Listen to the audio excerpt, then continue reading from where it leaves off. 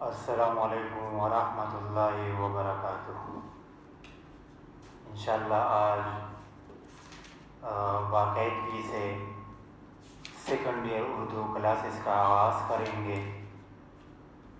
کل ہم نے اردو کے حوالے سے، اردو زبان کے حوالے سے تھوڑی روشنی ڈالی تھی، اور آج جو ہمارا فصل سبق ہے وہ مولانا شبلی نعمانی کے حوالے سے ہیں۔ تو پہلے ہم یہ ڈسکس کریں گے کہ مولانا شبلی نعمانی کون تھے۔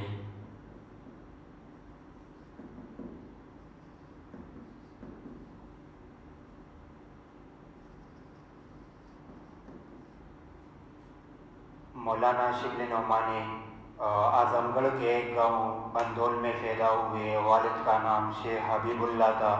ابتدائی تعلیم انہوں نے علی گڑھ سے حاصل کی تھی، اور اس کے ساتھ ساتھ عربی اور فارسی کی تحصیل غازی پور میں مولوی محمد فاروق کے شاگرد ہوئے، اور ابتدا میں یہ مولوی محمد فاروق کے شاگرد تھے۔ اس سے انہوں نے عربی اور فارسی کی تحصیل کے لیے غازی پور بھی گئے تھے، اور علم کے حوالے سے مولانا شبلی نعمانی نے دور دراز کے سفر کیے ہیں۔ تعلیم کی تکمیل کے بعد انہوں نے وکالت بھی شروع کی بیرسٹری کی حیثیت سے، اور کچھ عرصہ امینی دیوانی کی حیثیت سے، یعنی امینی دیوانی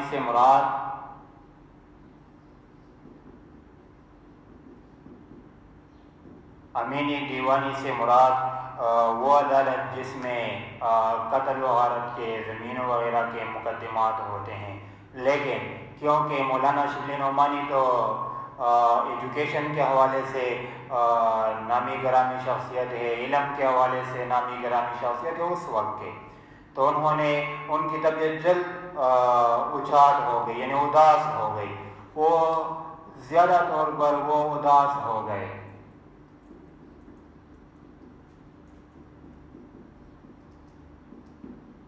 اور انہوں نے امینی دیوانی کی نوکری چھوڑی، اور بعد میں سر سید احمد خان کے ساتھ ان کی ملاقات ہوئی، تو وہ پروفیسر بھی علی گڑھ کالج میں پروفیسر ہو گئے، مقرر ہو گئے۔ دور دراز کے ممالک کے سفر بھی انہوں نے کیے ہیں، اور پھر علی گڑھ سے بھی علیحدگی اختیار کی، تو انہوں نے دارالمصنفین کے نام سے ایک ادارے کی بنیاد رکھی، اور یہ ادارہ اسلام اور اسلامیات کے لیے ممتاز تھا، یعنی سب سے اہم تھا۔ مولانا شبلی نعمانی ویسے بھی اردو کے عناصر خمسہ میں بھی شمار ہوتے ہیں، اور شبلی نعمانی ایک نابغہ روزگار ہستی تھے۔ نابغہ روزگار سے مراد یہ ہے کہ وہ بہت زیادہ ذہین تھے، فطین تھے، علم حاصل کرنے کے لیے طلب رکھتے تھے، اور بیک وقت ایک ہی وقت میں مولانا شبلی نعمانی شاعر بھی تھے، جسے ہم پوئٹ کہتے ہیں، مورخ بھی تھے، یعنی ہسٹوریکل پرسن تھے، تاریخ نگاری سے بھی ان کو شوق تھا، سوانح نگار بھی تھے، یعنی زیادہ تر لوگوں کے بارے میں انہوں نے آٹو بایوگرافی لکھی ہے۔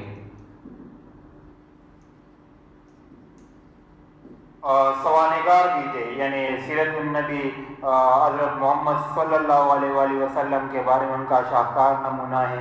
اس کے علاوہ انشاء پرداز بھی تھے، مضمون نگار تھے، اور مفکر اور مصلح بھی تھے، یعنی زیادہ تر یہ تھنکنگ بھی کرتے تھے کہ لوگ کس طرح راہ راست پر آئیں گے، مسلمان کس طرح ترقی کریں گے، کیونکہ برصغیر پاک و ہند میں مسلمانوں کی ترقی یعنی اس کی بنیاد اس طرح تھی کہ آپ سورج کو چراغ دکھاتے ہیں، کیونکہ انگریز برسر اقتدار تھے، ہندو تعداد میں زیادہ تھے، مسلمان کم تھے، اور اس کے ساتھ ساتھ یہ مصلح بھی تھے، ریفارمر بھی تھے۔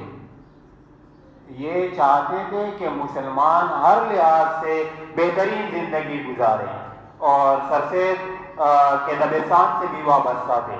دبستان سے مراد ہے مدرسہ یا اسکول، لیکن ویسے اس سے یہاں پر مراد ہے کسی خاص مکتب فکر سے تعلق رکھنا. ان کا اسلوب جو ہے، طرز بیان جو ہے وہ سادہ ہے، منفرد بھی ہے. وہ اپنی تحریر میں زیادہ تر تشبیہات اور استعارات کا بھی استعمال کرتے تھے. ان کی عبارت جو ہے وہ مختصر ہے، بالکل فرمانے اور پرجوش بھی ہے. ان کے علاوہ تحریر میں روانی اور دلکشی بھی موجود ہے. دلکشی سے مراد ہے خوبصورتی، اور وہ اپنی بات کو منطقی استدلال سے، ان کی کوشش ہوتی ہے کہ وہ اپنے باتوں کو دلائل سے ثابت کرتے ہیں، دلائل سے اس عقلی دلائل دیتے ہیں. کیونکہ کسی کے لیے یا کسی اور بندے کے لیے کوئی گنجائش نہ رہے، بلکہ وہ انہی کی بات کو صحیح طریقے سے سمجھ سکے. اور انہیں جو سب سے اہم اعزاز بھی حاصل ہے، تو یہ اردو کا پہلا مورخ نگار بھی ہے. یہ فرسٹ مورخ نگار ہے، اردو کے حوالے سے بڑا نام ہے. اور ان کی تاریخ نگاری کی بنیاد، جو ان کی تاریخ نگاری کی جو بنیاد ہے، تو وہ ریسرچ پر ہے. زیادہ تر وہ ریسرچ یعنی تحقیق اور صنعت پر ہے. صنعت سے مراد ہے کسی چیز کے ویریفائی سرٹیفکیٹ وغیرہ، ویریفائی کیا ہے، یہ چیز درست ہے. ان کا جو سب سے بڑا کارنامہ ہے، عظیم کارنامہ ہے اسلام کے حوالے سے، خاص طور پر مسلمانوں کے لیے، تو وہ حضرت محمد صلی اللہ علیہ وآلہ وسلم کی زندگی کو انہوں نے سیرت النبی میں قلم بند کیا ہے. اگرچہ ان کی خواہش تھی کہ وہ اس کتاب کو کمپلیٹ کر لیں، لیکن پھر اس کے فوت ہو جانے کے بعد ان کا جو ہونہار شاگرد تھے سید سلیمان ندوی، تو انہوں نے بعد میں ان کی باقی جلدیں لکھی اور یہ کمپلیٹ کی. یہ مولانا شبلی نعمانی کا اہم کارنامہ تھا. ویسے ان کا شمار مورخ نگار میں عظیم مورخ نگار کے طور پر جانے جاتے ہیں. ان کی جو تصانیف ہے، کتابیں ہیں، اس میں بس کتاب بھی سیرت النبی ہے. سیکنڈ نمبر الفاروق ہے، یہ بھی تاریخ نگاری کی کتاب، یعنی ایک قسم کی آٹو بایوگرافی بھی ہے، حضرت عمر فاروق رضی اللہ تعالیٰ عنہ کے بارے میں ہے. المامون ہے، ہارون رشید کے بیٹے کے بارے میں ہے. اور الغزالی ہے، امامی غزالی رحمۃ اللہ علیہ کے بارے میں ہے. امامی غزالی رحمۃ اللہ علیہ ایک ایجوکیشن کے حوالے سے، اسلامی ایجوکیشن کے حوالے سے ایک عظیم مفکر گزرے ہیں. اگر آپ ویسے یہ تو امام غزالی رحمۃ اللہ علیہ کا نام آ گیا، اگر آپ امام غزالی رحمۃ اللہ علیہ کی زندگی کو آپ اسٹڈی کر لیں تو انہوں نے بہت سختیوں کو برداشت کیا تھا اور ایجوکیشن حاصل کی تھی. کیونکہ اس زمانے میں ایجوکیشن کا کوئی خاص طریقہ کار، کوئی مدرسہ، کوئی مکتب نہیں تھا. تو انہوں نے ان کے بارے میں مشہور ہے کہ ان کے علاقے کو کسی جگہ سے کوئی استاد کسی امیر بچے کو پڑھانے کے لیے آتے تھے. جب اسے معلوم ہو گیا کہ وہ استاد ہے تو وہ اس کا راستہ روکتے تھے. راستے میں وہ بیٹھتے تھے اور انہیں پوچھ لے کہ بیٹا آپ کیا کر رہے ہیں؟ تو انہوں نے سادہ علم بتا دیا کہ میں، آپ استاد ہیں؟ انہوں نے کہہ دیا کہ ہاں میں استاد ہوں. تو پھر اس بچے نے بتا دیا کہ میں علم حاصل کرنا چاہتا ہوں. لیکن استاد صاحب نے کہہ دیا کہ میں تو صرف ایک بندے کے لیے آتا ہوں، یا بادشاہ یا امیر کا بیٹا ہے جو بھی ہے. تو چلو انہوں نے کہ میرے پاس تو ٹائم نہیں ہے، لیکن انہوں نے صرف یہ معذرت کی کہ بس آپ جس وقت اسی علاقے میں داخل ہوتے ہیں، تقریباً 3 کلومیٹر فاصلہ ہے، 4 ہے یا جو بھی ہے، جب آپ واپس آتے ہیں واپس جاتے، اسی دوران میں آپ سے کویشچن کروں گا، آپ جواب دیں گے. تو انہوں نے کہہ دیا کہ بس چلو صحیح ہے. وہ ساتھ تو یہ مان رہے تھے کہ یہ کوئی عام بچہ ہوگا، بس کویشچن پوچھوں گا میں جواب دے دوں گا. لیکن بعد میں یہ صبح سویرے آتے تھے، اسی جگہ پر کھڑے ہوتے تھے، استاد سے کویشچن کرتے تھے، وہ جواب دیتے تھے. تو اتنی سختیاں انہوں نے جھیلی ہے، اور بعد میں تاریخ میں ہم لوگ اس بندے کو امام غزالی کے نام سے جانے جاتے ہیں. اور یہ وہی بچہ تھا امام غزالی رحمۃ اللہ علیہ. اس کے علاوہ سیرت النعمان ہے. سیرت النعمان امام ابو حنیفہ رحمۃ اللہ علیہ کے بارے میں ہے. اور شعر العجم کی جو بک ہے تو یہ کرائٹیسزم کے حوالے سے ہے. یہ کرائٹیسزم کے حوالے سے ہیں، تنقید کے حوالے سے ہیں. شررجم مولانا شبلی نعمانی کی تنقید کے حوالے سے اچھی کتاب ہے، یہ ان کی تصانیف کی بات تھی۔ نیکسٹ انشاءاللہ ان کے سبق کے بارے میں پڑھیں گے۔ مولانا شبلی نعمانی نے جو سبق لکھا ہے مسلمانوں کا قدیم طرز تعلیم، تو آئیے دیکھتے ہیں کہ مسلمانوں کا قدیم طرز تعلیم میں مولانا شبلی نعمانی کیا فرماتے ہیں۔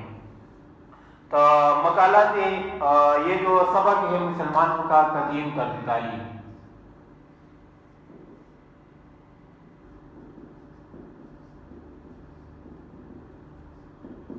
یہ مقالات شبلی سے لیا گیا ہے۔ مقالات شبلی سے لیا گیا ہے۔ پہلے تو ہم یہ ڈسکس کریں گے کہ مسلمانوں کا قدیم طرز تعلیم کیا تھا، یا تعلیم کسے کہتے ہیں، ایجوکیشن کسے کہتے ہیں۔ تو ایجوکیشن جسے ہم تعلیم کہتے ہیں یا تعلم کہتے ہیں، علم کہتے ہیں وغیرہ، ایجوکیشن۔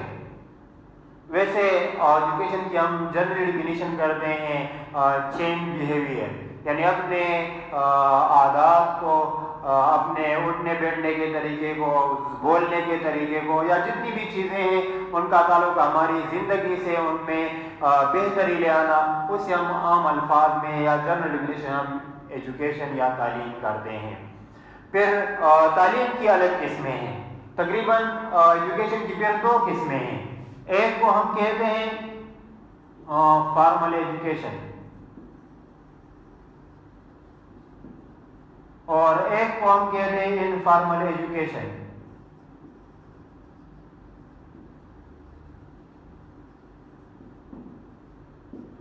فارمل ایجوکیشن کو ہم کہتے ہیں رسمی تعلیم، اور انفارمل ایجوکیشن کو ہم کہتے ہیں غیر رسمی تعلیم۔ رسمی تعلیم اور غیر رسمی تعلیم، فارمل ایجوکیشن سے مراد یہ ہے کہ مثلا آپ کسی خاص کوئی اسپیسیفک ڈگری حاصل کرنا چاہتے ہیں، مثلا آپ ایم ایس سی کرتے ہیں بایو میں، فزکس میں، کیمسٹری میں، مثلا ایف ایس سی تک آپ پڑھتے ہیں، ماسٹر تک، تو یہ فارمل ایجوکیشن میں آتے ہیں۔ انفارمل ایجوکیشن سے مراد ہے کہ آپ کی پیدائش سے لے کر موت تک آپ جتنی بھی چیزیں سیکھتے ہیں ان کی سیکھنے کی کوشش کرتے ہیں۔ مثلا آپ کسی کو دیکھتے ہیں وہ اچھے انداز میں گفتگو کر رہے ہیں، آپ وہ فن سیکھنا چاہتے ہیں، تو یہ انفارمل ایجوکیشن ہے۔ مثلا آپ کسی زمیندار کو دیکھتے ہیں وہ سخت محنت کرتے ہیں اور آپ میں وہ جذبہ پیدا ہوتا ہے کہ آپ سخت محنت شروع کرتے ہیں، تو یہ وہ انفارمل ایجوکیشن ہے۔ مثلا کپڑے پہننے کا طریقہ، جتنی بھی چیزیں ہیں، جوتے پہننے کا طریقہ، یا جتنی بھی آپ کو نظر آ رہے ہیں، آپ کسی سے سیکھتے ہیں، ماں باپ سے سیکھتے ہیں، بچوں سے سیکھتے ہیں، بڑوں سے سیکھتے ہیں، آپ کا کوئی نوکر ہے ان کی عادت آپ کو پسند ہے، آپ ان سے سیکھتے ہیں، تو یہ سب چیزیں انفارمل ایجوکیشن کا حصہ ہیں۔ تو ابھی اس کے بعد ہم پڑھیں گے مسلمانوں کا قدیم طرز تعلیم، مسلمانوں کا تعلیم کیا تھا، یا تعلیم کے لیے طریقہ کار کیا تھا۔ تو مصنف فرماتے ہیں کہ فرسٹ نمبر پیراگراف میں فرماتے ہیں کہ 145 ہجری تک، یعنی جب تک تصنیف و تعلیم شروع نہیں ہوئی تھی، کتابیں لکھنا یا ترتیب دینا یہ شروع نہیں ہوئی تھی، جو تعلیم و تعلم تھی وہ عرب کے سادہ اور نیچرل طرز زندگی کے مطابق کے لیے موضوع بھی تھی، اور مطابق تھی۔ علوم ہوتے زیادہ علوم، وہ یہ چیزیں تصور کرتے تھے کہ جن کا تعلق زیادہ سے زیادہ حافظ فردا، مثلا ریممبرنگ فردا، آپ کتنا یاد کریں گے، اور زیادہ تر بعض طلب مسائل بھی معمولی فہم اور دستر سے باہر نہ تھے، اور تعلیم و درس کا بالکل وہی طریقہ تھا، یعنی سند و روایت کا۔ مثلا اگر آپ کسی بندے سے کوئی چیز سنتے ہیں اور پھر آپ کسی اور بندے کو بتاتے ہیں، اور آپ کہتے ہیں کہ ہاں بھائی یہ روایت میں نے سنی تھی اور اس فلاں بندے نے میرے سامنے کہی تھی، مثلا یہ کسی فلاسفر کی ہے یا کسی ایجوکیشنسٹ کی ہے، تو یہ طریقہ رائج تھا۔ لیکن 100 برس کی مدت میں تمدن نے بہت کچھ ترقی کر گیا، اس نسبت تعلیم اور زیادہ وسیع ہو گئی اور مرتب و باقاعدہ ہو جائے، میں ان کے لیے کوئی خاص طریقہ کار وضع کیا۔ تو اس دور میں جن علوم کو رواج حاصل ہوا تو زیادہ سے زیادہ وہ نحو کا علم تھا، مثلا کلمات کو جوڑنے اور توڑنے کا علم تھا، اور اس کے علاوہ معانی، فہم، لغت، زیادہ ڈکشنری کا تعلق تھا۔ اور فقہ سے مراد ہے وہ مسائل جن کا حل قرآن پاک و حدیث میں ہو تو علماء کرام انہیں پھر فقہ کے مسائل میں تلاش کرتے، ان کا طریقہ کار الگ ہے، جس طرح فزکس میں یا سائنس ہائپوتھیسس کرتے ہیں پھر تو یہ طریقہ اسلامی اجتہاد آپ کریں گے، یہ ان کے وہ کچھ اصول ہے اور کچھ کیٹیگری ہے۔ اصول حدیث، تاریخ اسماء اور رجال یعنی محدثین کے نام وغیرہ، طبقات ان کے متعلقات بھی دے۔ عقلی علوم کا جو زیادہ سرمایہ کو جمع ہو گیا تھا وہ ان کا کوئی خاص رواج حاصل نہ ہوئی، جس کی وجہ سے یہ سلطان نے اشاعت پر چندہ زور بھی نہیں دیا، جو حکمران تھے وہ بھی زیادہ ان میں توجہ نہیں دیتے تھے، تو ملک میں کچھ ناواقفیت اور کچھ غلط فہمی کی وجہ سے فلسفہ اور منطق کے ساتھ ہمدرد بھی نہیں تھی۔ فلسفہ ہمارے پاس ایک ورڈ ہے، زیادہ ہم یہ یوز کرتے ہیں جسے ہم انگریزی میں فلاسفی بھی کہتے ہیں۔ فلسفہ سے مراد یہ ہے کہ وہ علم جو قدرت کائنات، اللہ تعالیٰ، انسان اور اس کائنات کی تعلق کی تہ تک پہنچنے کا نام ہے، کہ کس طرح عام الفاظ میں ہم یہ بھی کہتے ہیں کہ آپ کسی چیز کی فیق تک جاتے ہیں، ہم کہتے ہیں کہ یہ فلسفہ، یہ فلاسفر ہے۔ منطق سے مراد ہے وہ بات جسے آپ دلیلوں سے، عقلی دلائل سے، مثلا کوئی بات غلط ہے تو وہ آپ غلط ثابت کرتے دلائل سے، کوئی بات صحیح ہے تو آپ اسے صحیح ثابت کرتے، اسے ہم فلسفہ و منطق وغیرہ کہتے ہیں۔ یہ پہلا دور تھا، یہ ایجوکیشن کا پہلا دور تھا۔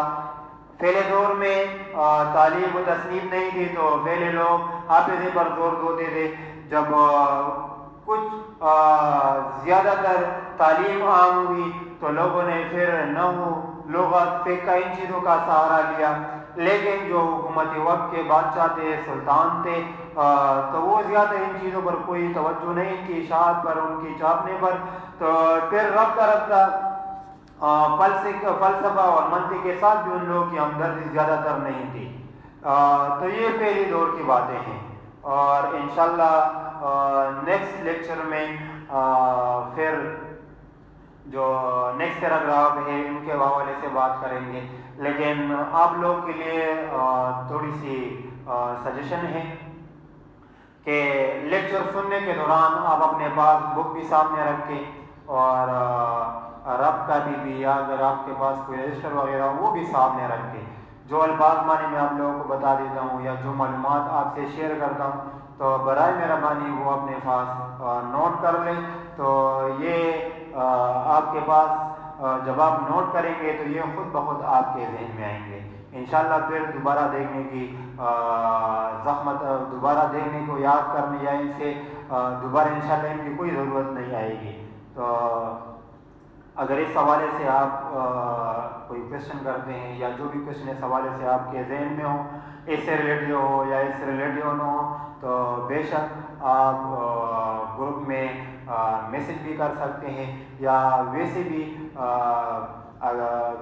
کلاس کے دوران تو خیر نہیں، کیونکہ یہ واٹس ایپ پہ ہم شیئر کر دیں، تو بے شک آپ اس حوالے سے اگر آپ کے ذہن میں جو بھی کویشچن ہو تو آپ واٹس ایپ میں آپ میسج کر سکتے ہیں، پوچھ لیں، انشاءاللہ آپ کو کریکٹ جواب ملے گا۔